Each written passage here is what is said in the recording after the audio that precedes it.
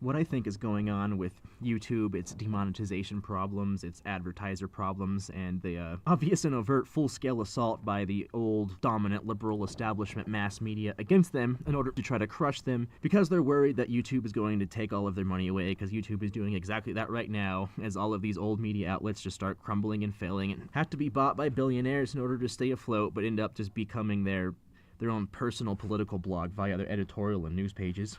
Well, I guess that's about half of it. The old media is crumbling. They know that they're in trouble. They don't want YouTube as a competitor, or if they'd rather just use them as their own platform. Parts of YouTube, at least in their boards or whatever, whoever's making the decisions, seem to be fine with that. They seem to be totally down with going YouTube Red and YouTube TV or whatever the hell it's called, and making money the old school media way. Now, there's enough people in Google and YouTube and Alphabet that I'm sure there's not one specific political guiding narrative behind it. There's probably a dominant one, and I'm guessing that's the one that's trying to get rid of everybody controversial and suck up to all these other advertisers. I'm sure they're the dominant one, and there's going to also be lots of money concerns on one side and then free speech concerns on the other.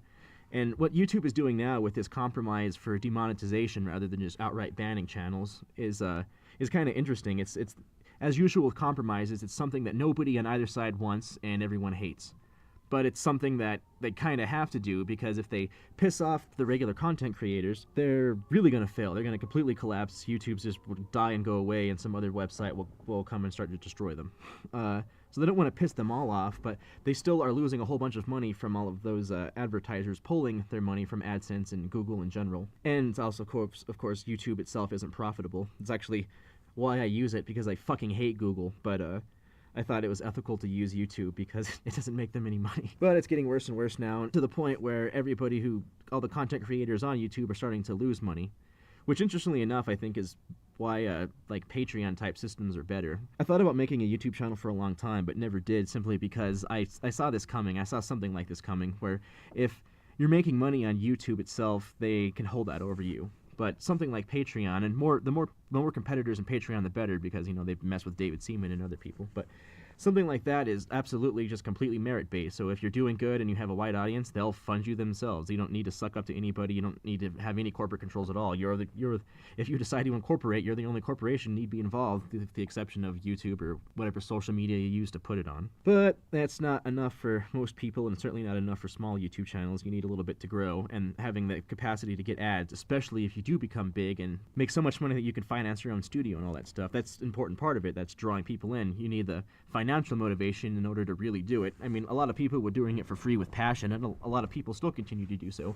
But imagine how many more would do it with that same passion if they could just do it and not have to work or do anything else. I think that's the whole idea. Everybody understands. So YouTube came up with that compromise, and everyone's pissed off about it. But it's really the best thing that they could do. So I'm not as pissed off as everybody else about that. What I think this is probably going to turn into is a bidding war with the old media. And the old media is winning it at the moment, where they're manipulating advertisers just because they have that much more power, because of the people that run those advertising companies are either in on it or they're just fucking stupid neoliberal idiots that don't know any better anyway.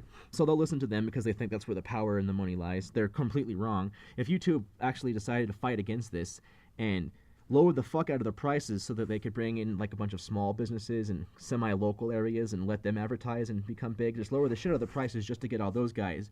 So they basically, those guys that are advertising in all those little local areas, just totally leave it, which would destroy all of the newspapers and most of the local channels and all that stuff, which would be hilarious. But if they did that, they'd win. They would win. The whole tide would turn, and they would just completely crush the old media. The old media would be sucking up to them, hoping YouTube buys them if they give them a good deal. But I guess at the moment, the money is where it is, and it's not coming into YouTube right now. And it's much less is coming in because of the ad loss. That they're kind of, I guess, having to suck up to them in order to make that compromise. And I'm sure some of them wanted to. Again, I'm sure the dominant trend at YouTube on their board or their decision-making is probably the corporate-sided one anyway. If that happens, and it would basically start a bidding war, and then all of those networks and television would have to start lowering their prices. But YouTube will automatically win, because they, at the moment, don't even have to operate at any kind of profit. They're operating at a loss.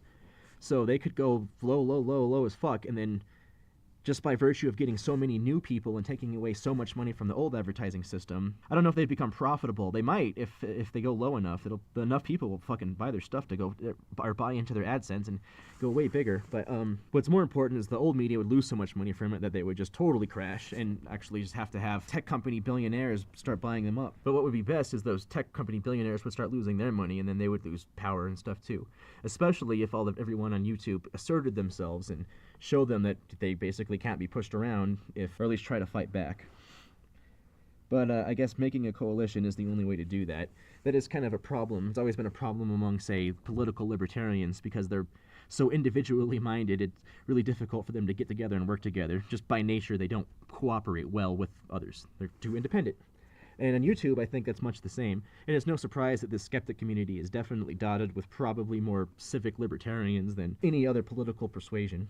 That seems to be the long and short of it.